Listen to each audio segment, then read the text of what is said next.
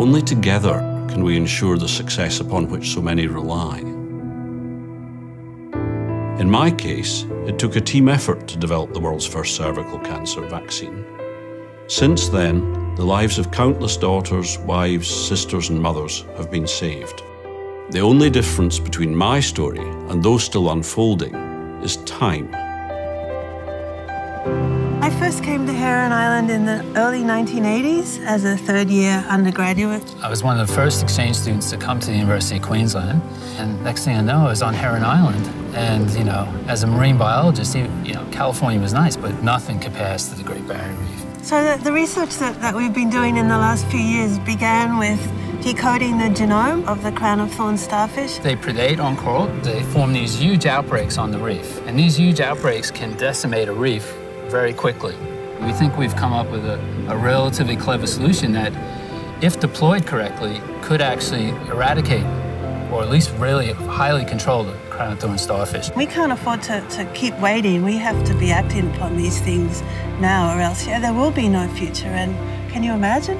Can you imagine a future without these kind of ecosystems to enjoy? It's unimaginable and it's heartbreaking.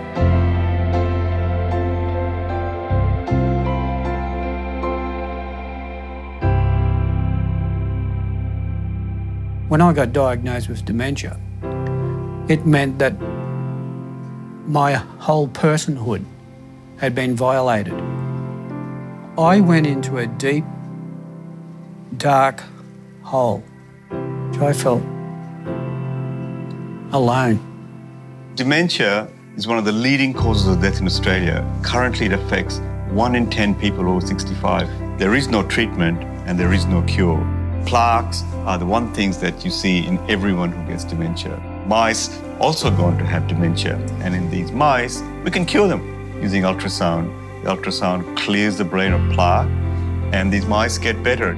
We're hoping to take this to clinical trial within the next 3 or 5 years, roll into the community after that. If the researchers can find a cure, I cannot put in words what it would mean for the hundreds of thousands of people with dementia. It would offer so much hope for them for the future.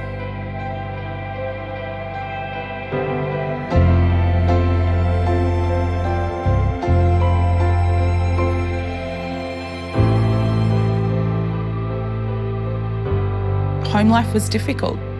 Domestic violence, physical pain. There were days where I wanted to end my life. I didn't see a future.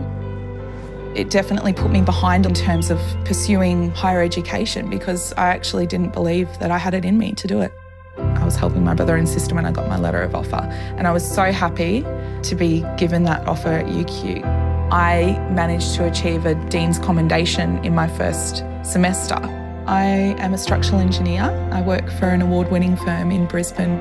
It's a personal commitment of mine to one day be a contributor to UQ's philanthropic program.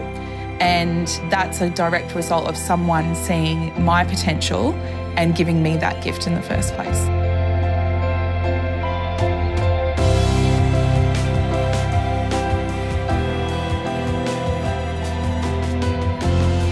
We recognise that there will always be problems to solve. Universities are a great place to solve them because the expertise is there. But this is you investing in your future, in the future of your children, in the future of the world. Together, we ensure our greatest days lie ahead. Not if, when. The campaign to create change.